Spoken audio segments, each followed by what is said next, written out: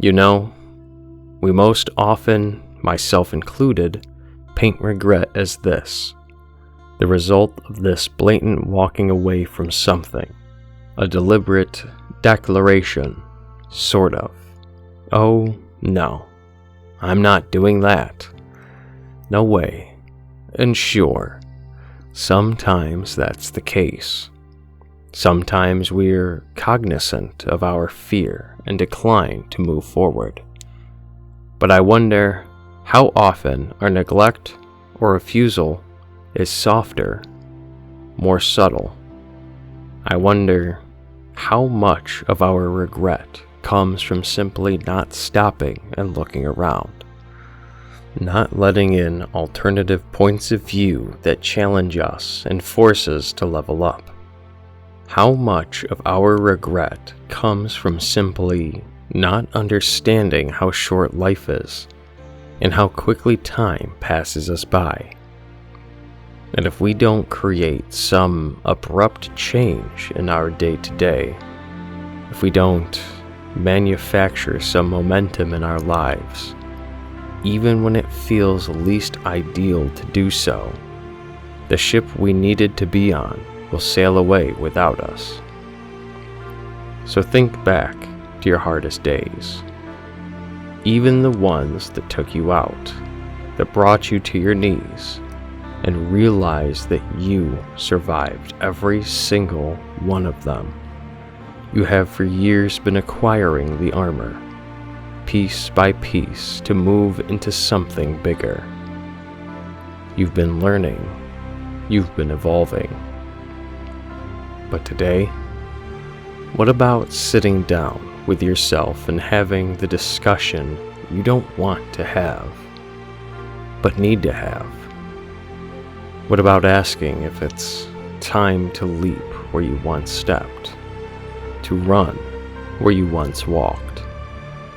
What about taking a good look around and asking why you're living in ways that don't serve you? Why you're conceding so much of what matters? Again, the evolution you want and need is there. It's always there.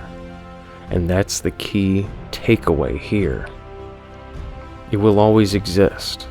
But the question is, will your commitment to stop, to think, and to reach for it be there?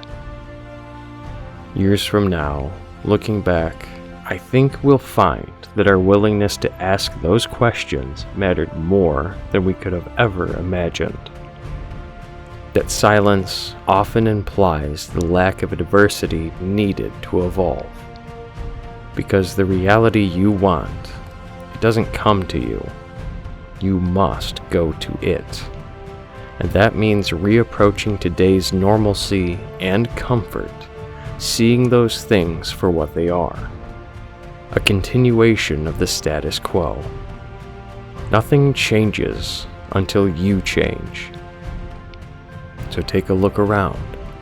Examine those pillars holding up your worldview, not once, but over and over again. And if one, many, or all of them must be knocked down, then so be it. The point here is that you can build. The point here is that life happens on your terms, whether you realize it or not. That doing nothing is accepting what things are. It's a head nod and a thumbs up to reality as is. So again, ask yourself what you want out of life.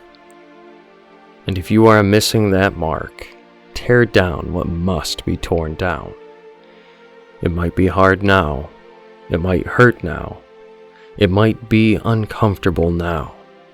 But when you're eventually standing upon an existence that aligns with who you are and what you want, you'll see how necessary it all was, how it was there the whole time. And thank God you found it within yourself to reach out and take it.